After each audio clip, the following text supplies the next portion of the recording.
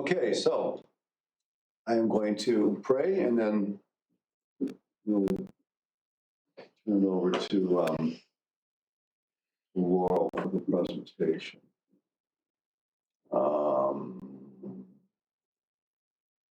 Okay, let's pray.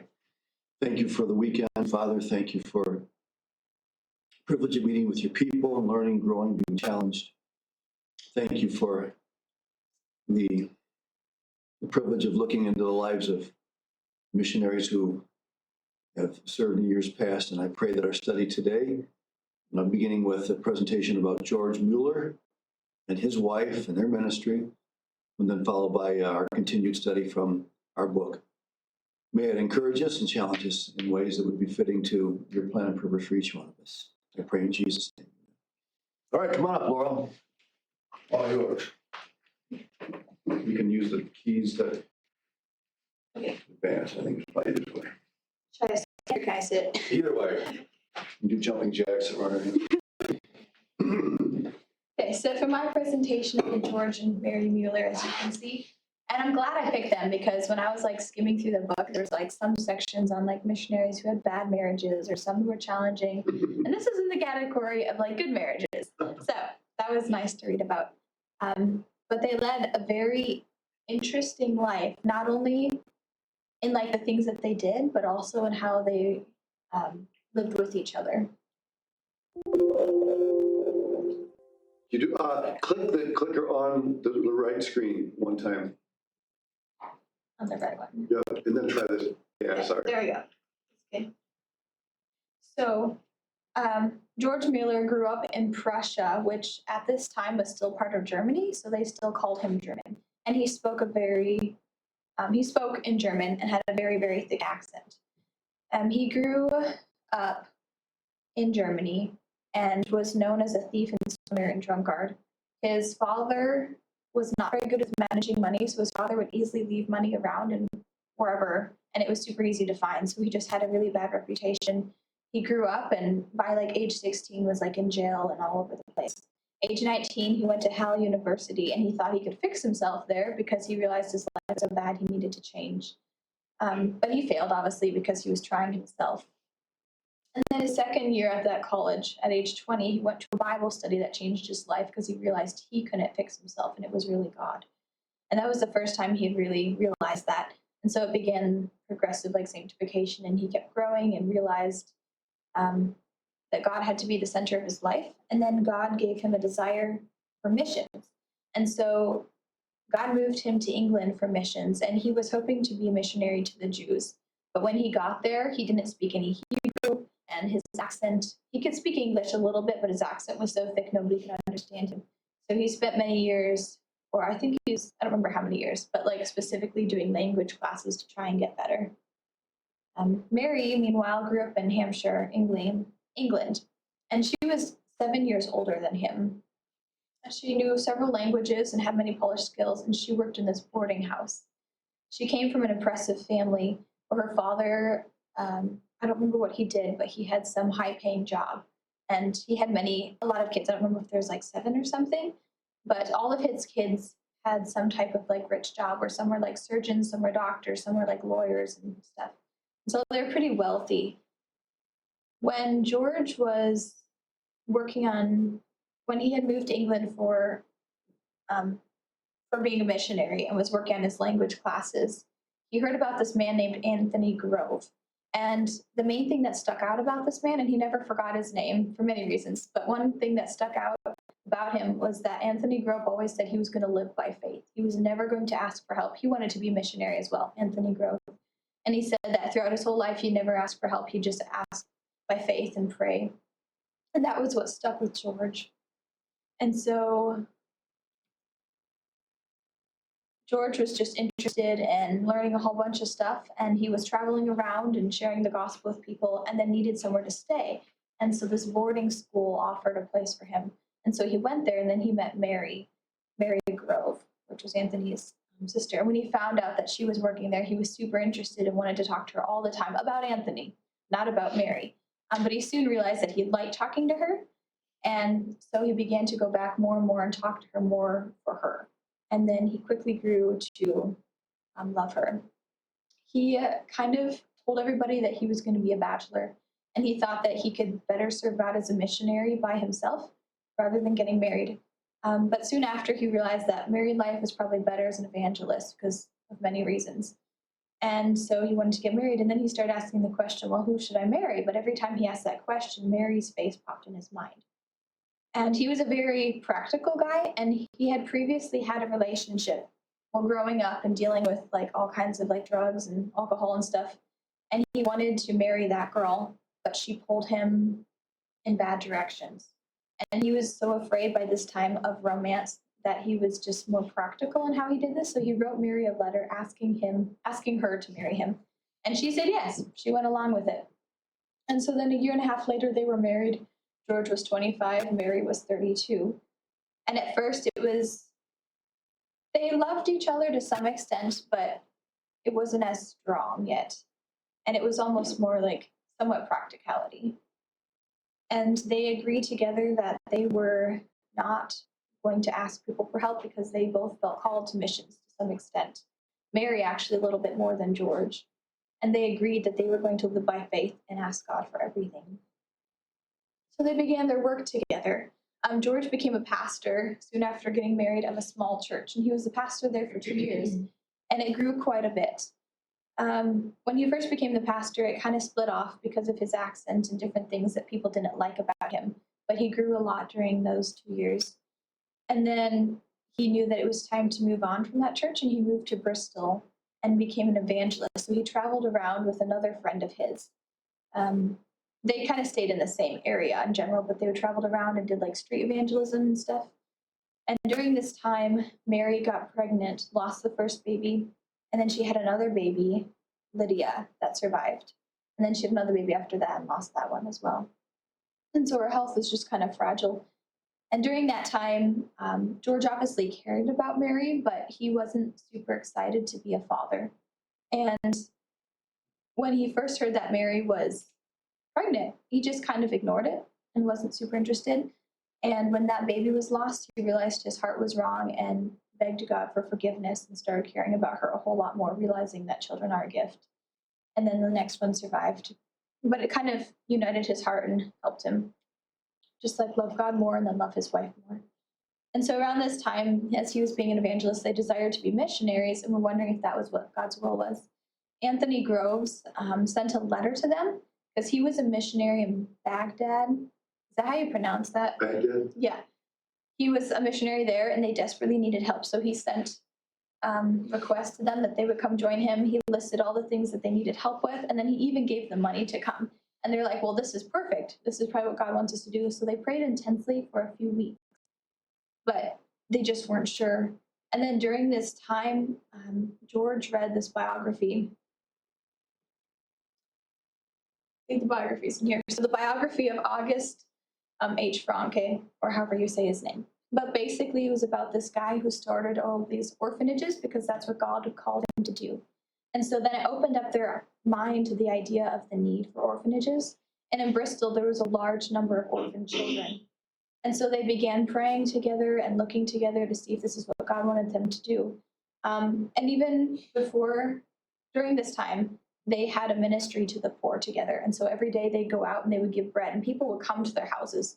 All the poor people would flock there. And they did it for a while until they were kind of forced to stop by people around them because their neighbors were complaining about all these poor people and just like they were concerned about impressions, I guess. They wanted their neighborhood to look nice and they didn't want poor people coming. And so then the Muellers reluctantly stopped that. And then they were just really burdened for the orphan children. And first they started this institution called the Scriptural Knowledge Institution for home and abroad.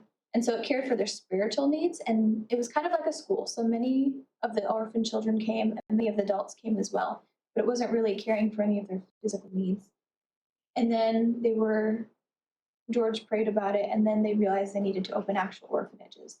And so then 5 months later, the first orphanage opened, and then funds and resources started pouring in. And soon there were 4 more houses. I'm going to go back really quick. This picture here, you can kind of see them all. There's like one there, there's a couple there, and that's they were huge houses. And through it, they were able to house more than 2,000 orphans that were coming and going as they were growing older and stuff. But again, they just relied on God to provide all the funds. This is where they lived the rest of their lives. Both of them had huge roles and they equally worked. So, I need to see my notes on this. So George managed the homes with as much business savvy as he could muster. He was a very detailed man and was actually really good at organizing things. And so he managed the running of the home very well. But he was also in charge of like the spiritual aspect of this and led prayer meetings every morning, both with the children during breakfast and then just with like the staff and stuff.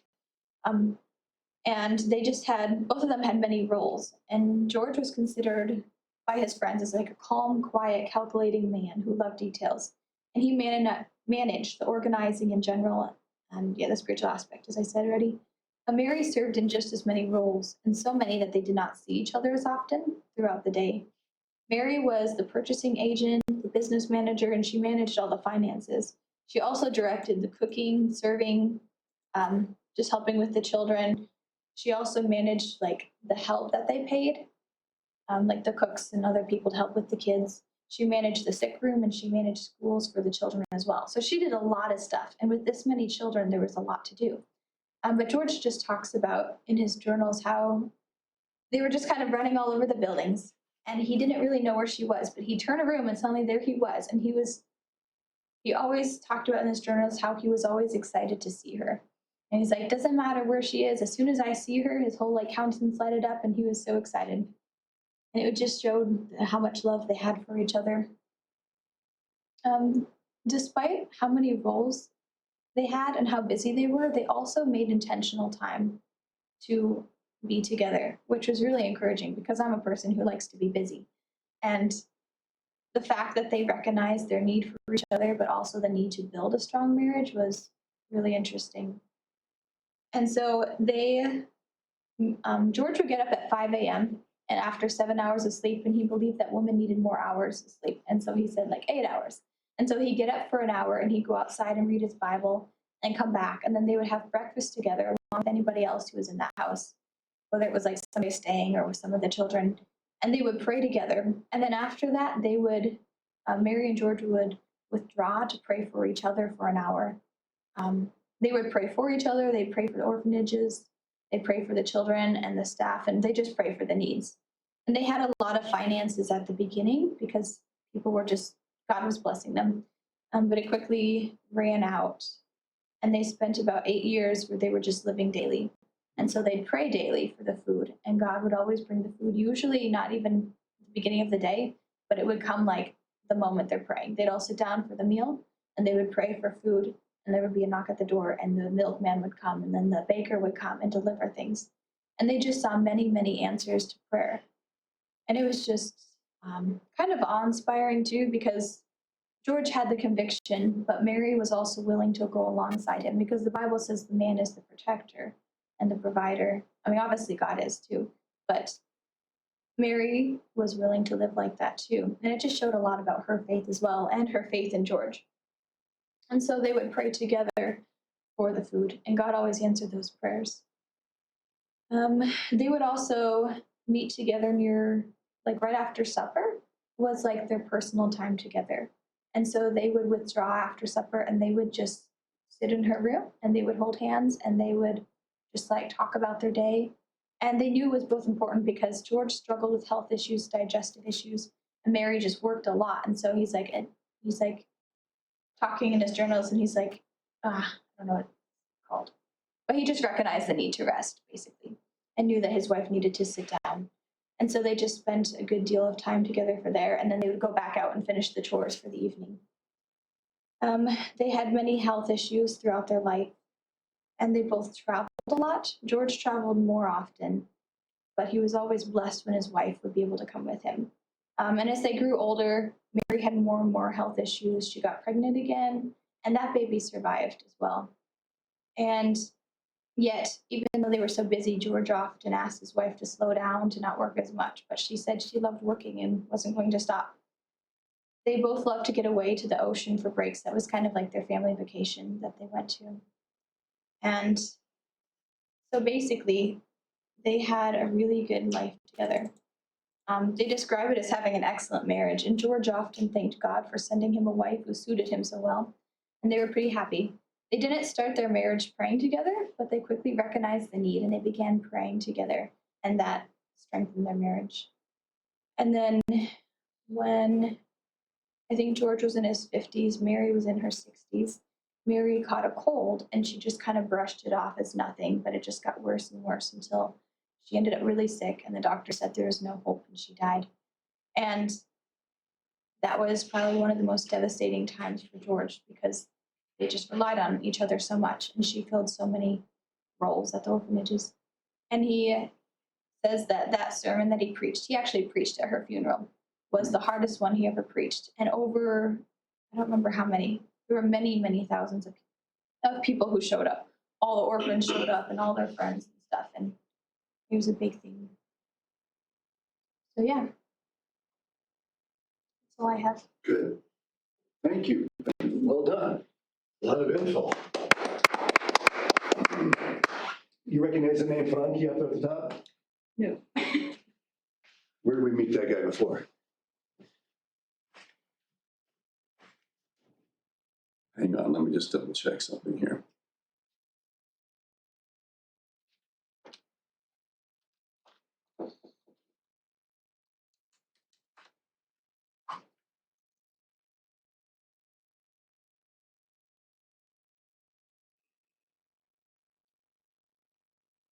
You're looking him up? Yeah, I got it. Yeah. So what, okay, yeah, where do he's connected with somebody else we studied. Okay, where did Mueller go to college? At Hale University? Hull, yeah. Where's that at? It's in a country that's no longer existed by that name. It would be in the area of the Czech Republic. What was that country? And who was the name of the guy that owned the biggest state there? I'm trying to use Google. It's not working. Yeah, a really long name. Rich guy. Opens his estate up for people to come and find refuge there.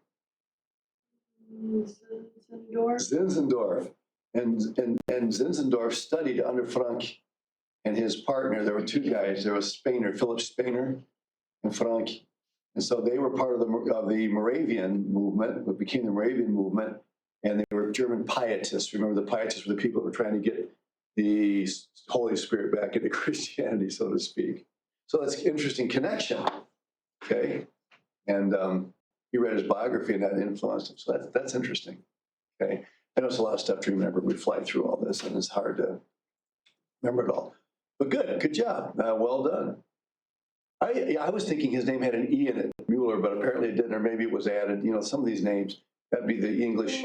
When you translate the two dots above the U, it's UE. Without the dots, thank you. Yeah.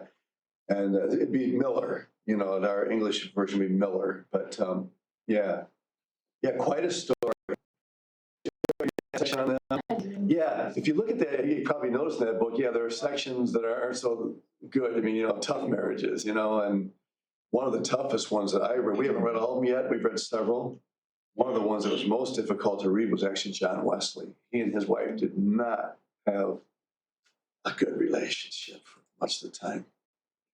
So anyway, God used all kinds of people. All right. So Miriam is scheduled to be on Wednesday, Lord willing, if she's feeling better. And we finished CT Stud. Okay, right? And we went into faith missions. We talked a little bit about that. Correct? We see. Right? Did we get this stuff? Did we do this yet? We're on number 3 of the World Bible Institute. Okay. Oops. Oh, wait a minute. Number 3. There we go.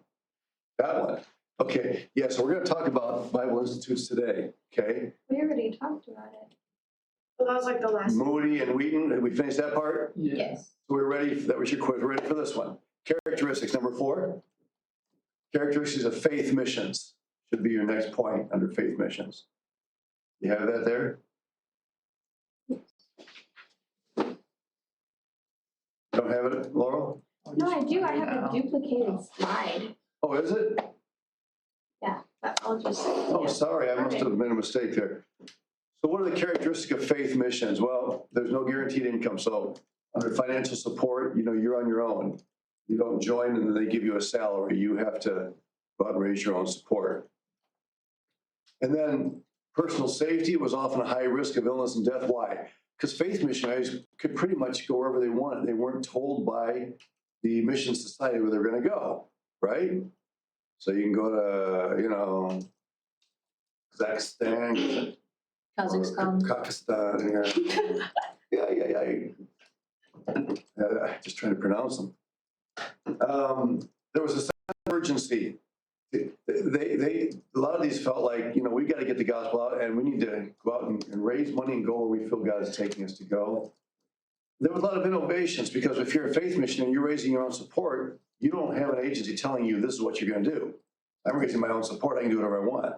I mean, within reason. So this guy here is a huge name. When you think of Bible colleges and institutes, A.B. Simpson should roll off your tongue. Okay? Interesting thing about Albert Benjamin Simpson is that he never went to the mission field himself. Okay? So he was born in Prince Edward Island. So who are the Anne of Green Gables lovers here? Matthew? I actually watched it with my wife. I enjoyed it. So he's Canadian. Okay, so where's Prince Edward Island? Right there, over there on the right. Yeah, I'd love to go up there sometime and see that. I have never been to that. I've never even been to Maine or up there, Be great.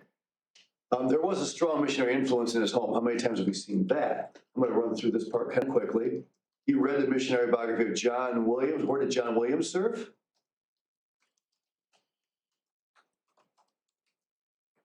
That name ring a bell?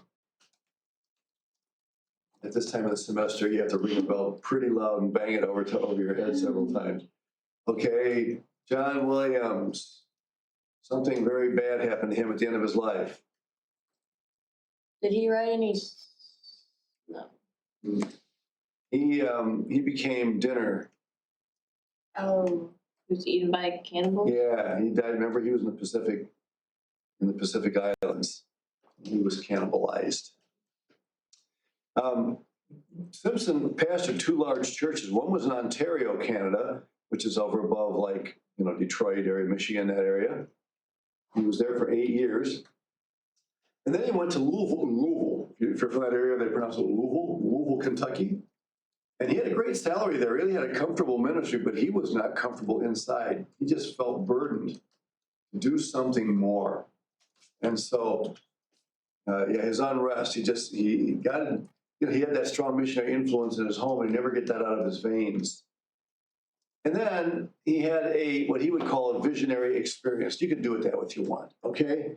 Was it God speaking to him, or was it just, a dream that he had? It doesn't really matter. The fact is, no matter what it was, somehow God used it to challenge him. But, his wife, Margaret, had trouble with this. Now, I think it'd be cool to add A.B. Simpson to the book you guys are reading, but, already at 25. So, okay. So what did he do? Simpson thought very differently than David Livingstone or other guys, right?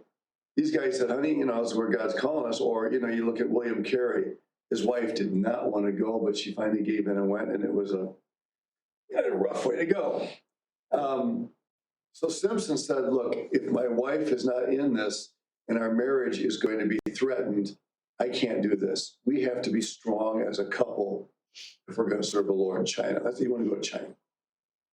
So he ends up saying no. It may be kind of a no, like if my wife comes around sometime, we'll go. Now, some would criticize him for that, saying you're the man of the house. You need to wear the pants and make the decisions. But his feeling was, if we're going to be in disunity the whole time, we're not going to have a ministry. So it's a tough call, if I were in his shoes, I probably would have done what he did. My wife was open to whatever God had, so we never dealt with that. But, I respect him for what he did. So he decided not to leave for China alone. In fact, she even told him, if you want to go, go, but I'm not. And so, if you're a strong-willed, ladies, if you're strong-willed, you can probably relate to her. And some would call him kind of a pansy, say, he was a weakling because he didn't stand up. But I think he was a very spiritually sensitive man and understood the need to have a united marriage. So he took another pastorate, okay? It was at the 13th Street Presbyterian Church in New York City. He was there for just 2 years. But again, just something inside said, there's going to be more I can do. Wasn't happy just to be there in a nice, comfortable pastorate. And the church seemed kind of a little bit on the dead side. He resigned due to a lack of vision by the church. Let me read this comment about Margaret on page 338. Here's what she says about him, because he was a visionary, all right? She says, the wife of a prophet has no easy road to travel. She cannot always see her husband's vision. Yet as his wife, she must go along with him wherever his vision takes him. She is compelled, therefore, to walk by faith a good deal of the time, and her husband's faith at that. Mrs. Simpson tried hard to understand, but if she sometimes lost patience with her devoted but impractical husband, she's not alone. She is not for that cause to be too much censored. From affluence and high social position, she is called suddenly to poverty and near ostracism. She came from a wealthy home. She must feed her large family somehow, and not 1 cent coming in. The salary has stopped, and the parsonage must be vacated. Mr. Simpson had heard the voice ordering him out, and he went out without fear. His wife had heard nothing, but she was compelled to go anyway. That she was a bit unsympathetic at times has been held against her by many. That she managed to keep within far sight of her absent-minded, high-soaring husband should be set down to her everlasting honor. It is no easy job being wife to such a man as A.B. Simpson was. Visionaries are often people that are, just dreamers, and they're way up there, and then they can crash just as easily. In fact, I think she's the one who also said elsewhere that nothing is as extreme about the man who has high visions and dreams as when he comes crashing down. So he was a man that had some, he was a bit on a roller coaster emotionally, and she was the steady person that God used to help keep his feet on the ground. So it was an interesting relationship. But finally, they end up launching what became called the Gospel Tabernacle, a small group of responders. They wanted to be able to disseminate the gospel more widely. And only 7 people responded at first, and they spent 8 years moving around trying to get settled into this. Just imagine that if you're the wife and you're moving around for 8 years trying to figure out, just exactly. He's already changed pastorates, 3 times, and now he's starting this new movement, and they can't seem to get it off the ground, and they're moving everywhere. We've read about other missionaries that moved around, right? Amy Carmichael started China or Japan, then Sri Lanka, then India. But this guy, he just can't seem to figure it out. And she stuck with him, okay? Speaks highly of her, all the children. They published a magazine called The Gospel in All Lands, again, trying to get involved in world missions. Remember, he had wanted to go to China, and he never lost that burden, so he's trying to figure out some way he can be involved in missions from the home front, right? Eventually, he brings 2 different church groups together, and he forms what is called the Christian and Missionary Alliance, okay? The Christian Church and the Missionary Alliance Church, they come together in a missionary effort. Today it's just called the Alliance. If you go online and type in the Alliance, you'll see that group. Now, it's focused on higher living. Do you remember somebody else we studied that got kind of into that movement of higher living? Just recently. We mentioned the hymn, Higher Ground, Lord, lift me up and let me stand by faith on heaven's tableland, a higher plane than I have found. Lord, lead me on to higher ground. Amy Carmichael kind of got into that group, okay? And some extreme groups within believe that you could eventually eradicate the old nature. You could live a sinless perfection. All right. And so the Evangelical Missionary Alliance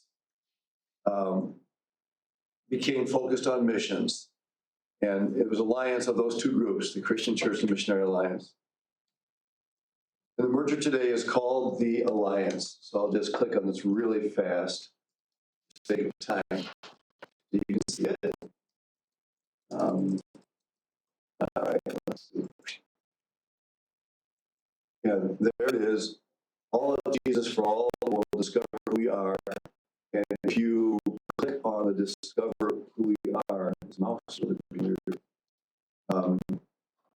You can see a story about Simpson. The Alliance was birthed in 1881, and Pastor A.B. Simpson organized a small group of believers. Is he in that picture? I would guess that he is. I'm not sure which one he is. Yeah, I'm not sure. But anyways, so that's a little bit about him, okay? So I can't say on it. It's really being weird.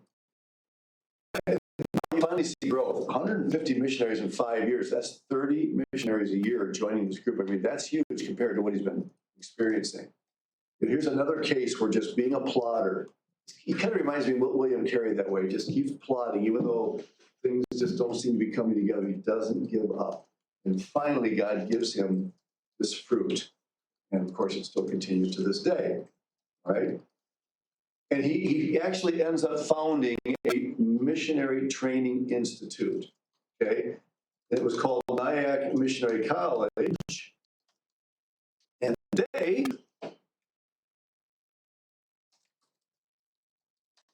there it is, Alliance University, okay? And anyway, that it's still around today. And yeah, I don't know, skip that. So this is where he's in educating people for ministry. This becomes his if he can't go on the field himself, then he kind of settles into this, okay, we're going to help prepare those who are going. How can we better prepare them? And so Nyack Missionary, notice the name of the school. It's a missionary college. It's, you want to be a missionary, you want to go well prepared, come and study here with us. And there were some tests. There were deaths in the Congo and the Sudan, you know, white man's graveyard, Boxer Rebellion that we've already studied in 1900. He, like so many others, struggled with depression. Well, he's one of these dreamers that's way up one day and then way down the next day. Shouldn't surprise us that he wrestled with that, you know? I really think his wife helped to keep him on the straight and narrow. Oops, okay, back up here. Right? Does he have anything to do with Simpson College and Indianola? That's a good question. I don't know. You can, if you want to Google that and see. I really have no idea if Simpson College, I would doubt it, but check it out. Let me know if you find anything. So A.B. Simpson was one of the founders of the concept of a Bible in a formal training center for people going into ministry. And we are a product of that. We were Omaha Bible Institute before we were Omaha Bible College and Omaha Baptist Bible College and Faith Baptist Bible College. You find anything? It's after Methodist's most renowned Bishop Matthew Simpson. Different Simpson. Yeah, because he was Presbyterian. A.B. Simpson. Yeah. Okay, that's good. There's another guy that we could study in this vein, Roland Bingham. He was born in Sussex, England in 1872. He had to quit school when he was 13 because his dad died. I mean, you know, there was a time in England, even early America, where if your father died, you know, somebody had to go to work because the mother wasn't the breadwinner. And A lot of people never finished school because they had to provide for the family. He got converted through the Salvation Army. Okay, that we'll look at a little later. We didn't look at Salvation Army yet, right? And he emigrated to Canada from England at age 16. I'm gonna fly. Okay, I just gotta fly through some of this. And he gets connected with the Sudan. How? Well, the Sudan Interior Mission concept started with a guy named Walter Gowans. Okay, he started the Sudan, or he was helped found the Sudan Interior Mission. And Roland Bingham was staying, he had contact with Walter Gowan's mother. Walter Gowan's mother was quite the prayer warrior. She was really praying for the Sudan Interior Mission and her son's, leadership in that, and praying for more missionaries. And so he was staying with her at one point, and she convinced him. I mean, it was like really fast. He gets up the next morning or something like that, and he's already, she's already talked him into going to Sudan. And so there's a friend of the Gowans whose name is Thomas Kent, and they decide to go together, which, by the way, is a really good idea. You're going on a trip like that by yourself, probably not good. So they go in 1893. And on their way, they meet up with a guy who says, "You'll never see the Sudan." He says, "Your children will never see the Sudan. Your grandchildren might see the Sudan." Really encouraging, Basically, there had been civil war and all that. So this guy just basically is trying to throw cold water on this. You think you're going to go to the Sudan? Forget it. So he has some early struggles. They're less than a year. And both Gowans, the guy that was founding the mission, and Kent, the friend that went with Roland Bingham, died of malaria. I can't remember what year quinine was invented, but either it wasn't invented yet or they didn't have access to it. They might not have had access to it. So here he is kind of by himself now. So what's he do? He goes back to England, pretty much figuring out, oh, that's that. What are we going to do next, right? So what did he struggle with? Some deep spiritual questions. Let me just read a small section about that, okay?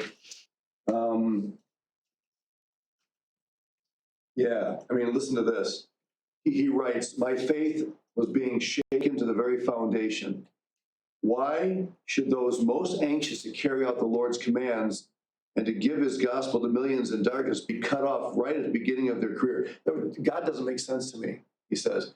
Here, God, pray the Lord of the harvest to send forth laborers. So guess what? We're going. We're his answer to prayer. And then he kills us.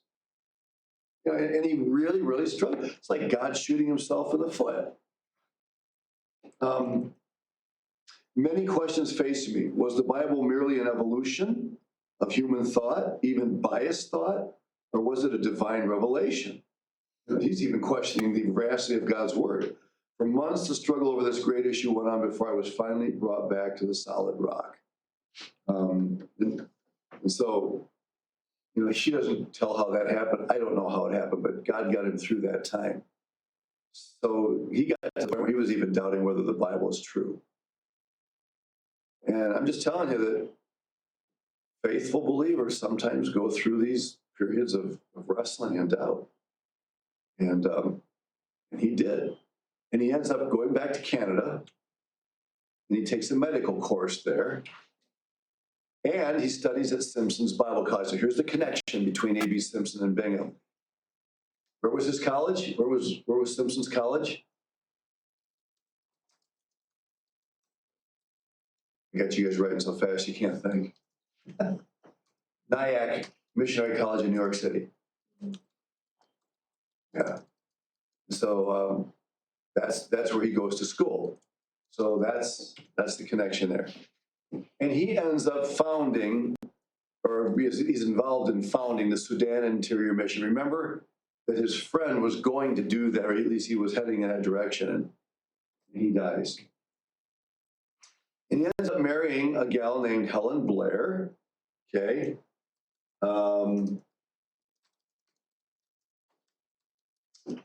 Yeah, yeah, let me just, this is interesting because of the relationship between the two. Okay, before returning to Africa in May, he established the Sudan Interior Mission. In that same month, May of 98, he married Helen Blair, the daughter of a man to whom Bingham owed a debt of gratitude. He writes, quote, just 5 years before, when her father had emptied his bank account to help me, send me to Africa, he little thought that I might someday return and ask his daughter to share in that work. In view of the fact that our first effort had nothing to show but 2 lonely graves, he found the first gift easier than the second. In other words, it was easy for this guy to give him money when there was no family attachment. But now all of a sudden, Roland wants to go back and take this guy's daughter with him. So this guy is tempted to wonder if he did the right thing by sending him, you know, just had to deal with it. But they went through with it. So they go back in 1900. What happened in 1900? Not in Africa. Boxer. Boxer Rebellion in China. Okay, but he's in Africa. Okay. And there's more illness and more returns to recover. I mean, yeah, I think I told you, a lot of these guys that went to Africa would pack all their belongings in a coffin so that if they ever died, people wouldn't have to spend money burying them. Just whatever it cost to dig a hole. Sounds morbid, but they went because they were convinced that God was going to open a door, even if it didn't happen right through them. You know? And so he goes back in 1901, and they finally are able to establish a mission station, sometimes called compounds, you know, where the missionaries all live in one area there, a little European or American neighborhood in the middle of Africa, Sudan. All right. Now comes the discovery of quinine. All right. Let's see. Does it give the year for that here? Discovery of quinine. Okay, let's see. It just says after the turn of the century, quinine was perfected as a cure for malaria. I don't see a specific date, but apparently it was right around that time that they were going. So that's going to make a big difference in the ability of people to survive malaria. And guess who's still alive and praying? Mrs. Gowans. Look at that. She lost her son to malaria, right? And their friend. And instead of getting embittered about it, she just keeps on praying for God to work in Africa. Isn't that cool? You know? It just says something about her. She didn't allow the death of her son to turn her against God. It's easy to pray when it doesn't cost you anything personally, but it did cost her. You know? And of all okay, wait a minute now. It's bad enough that you're in a country where people are dying right and left of malaria and other things, but you're going to complicate that now by working among lepers? And the answer is yes, he did. God used circumstances to burden him to work among lepers in Africa. I mean, it's almost like you're asking to die, right? But God gives him a ministry there. I got to read this one paragraph. By 1941, there was a war in Ethiopia. That war was over. That's North Africa, right near Sudan. I think it's neighbor Sudan. And the following year, the first missionaries were allowed to return, though only by working under the British government. What they found amazed them. The 48 Christians they had left 5 years before had grown to some 10,000. And instead of one fledgling church, there were now nearly 100 congregations spread out across the province. It was one of the greatest stories of Christian evangelism in African history, one that overwhelmed the 69-year-old Roland Bingham. This is at the end of his life, and he goes back after he'd been away. And he's going back and expecting to find things pretty much in shambles. And he's amazed to see how many people have come to the Lord, you know, as a result of little seeds that they planted. Lives lost, sickness, return for recovery, and all of that, but God did give them a harvest. And that's just really cool. It's really cool. Yeah, Laurel? There's so many people, I'm forgetting all the things the book talked about. But was this the guy who was a doctor who like started the mission station and like did a lot of research that like he was renowned for, or is that somebody else? I don't think that's Bing. I don't remember her talking about doing research, although that could be. Could be somebody else, because there were a lot of doctors. Oh, let me just see really quick. I mean, it says in the years after his death, there were setbacks in the SIM, humanitarian mission. Yeah, I don't know. That could be. I don't remember reading anything about that related to him. I mean, a lot of doctors did research to try to discover, cures and stuff for the unique diseases they faced where they were serving. He did. It was a relative of his, an earlier relative of his, that actually discovered Machu Picchu. The big settlement in Peru, where the Incas were. It was the Incas. No, it was the other. I don't remember. We actually visited Machu Picchu when we were down in Peru. But that would have been an earlier, predecessor of his. Yeah. And so the survival of the church and the growth of the church. Yeah, during the war with Ethiopia, there were people coming and going. Some missionaries left, some stayed.